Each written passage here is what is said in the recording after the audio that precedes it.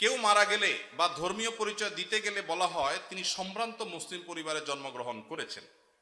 আমার জানার বিষয় হলো সম্ভ্রান্ত পরিবার বলতে কি বোঝানো হয়। ভাইরা আমার, খুবই প্রয়োজনীয় একটি প্রশ্ন।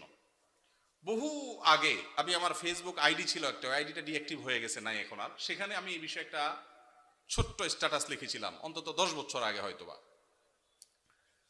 এটা খুবই গুরুত্বপূর্ণ বিষয়। আপনারা প্রায় শুনবেন কোনো নেতা, কোনো পয়সাওয়ালা বা যে কোনো মানুষ মারা যাওয়ার পর তার ব্যাপারে কোনো নিউজ করা হলে বা কোথাও লেখা হলে, এমনকি পরিচয় দিতে গেলে, ধর্মীয় পরিচয় দিতে গেলে বলা হয় তিনি অমুকের ছেলে অমুক, তিনি অমুক গ্রামের একটি সম্ভ্রান্ত মুসলিম পরিবারে জন্মগ্রহণ করিয়াছেন। আপনারা পড়ছেন না, পড়েন না এরকম লেখা? এই যে সম্ভ্রান্ত মুসলিম পরিবার বলা হয়, এটা আমার একান্ত ব্যক্তিগত দৃষ্টিভঙ্গি। এটা আমি মনে করি খুবই গর্হিত একটা শব্দ। এমনি সম্ভ্রান্ত শব্দ, এই শব্দ নিয়ে ভিন্ন আলাপ আছে, আমি সেদিকে যাচ্ছি না, শব্দ বিশ্লেষণে যাচ্ছি না। সম্ভ্রান্তে বলতে বোঝানো হয় আশরাফ, অভিজাত, কুলীন,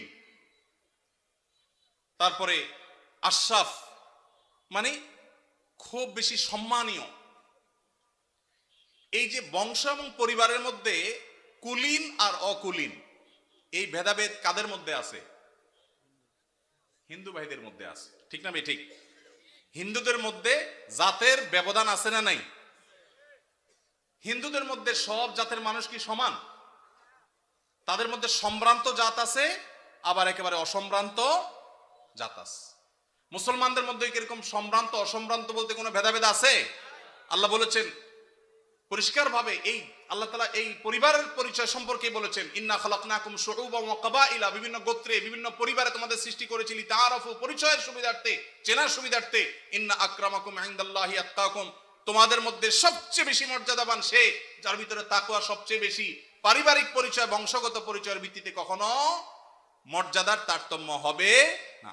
অতএব সম্ভ্রান্ত আর অসম্ভ্রান্ত মুসলমানদের মধ্যে এই ধারণাটাই হলো হিন্দু থেকে আসছে এবং একটি ভুল, একটা অপসংস্কৃতি। এটা আমাদের দূর করতে হবে এবং ত্যাগ করতে হবে ইনশাআল্লাহ।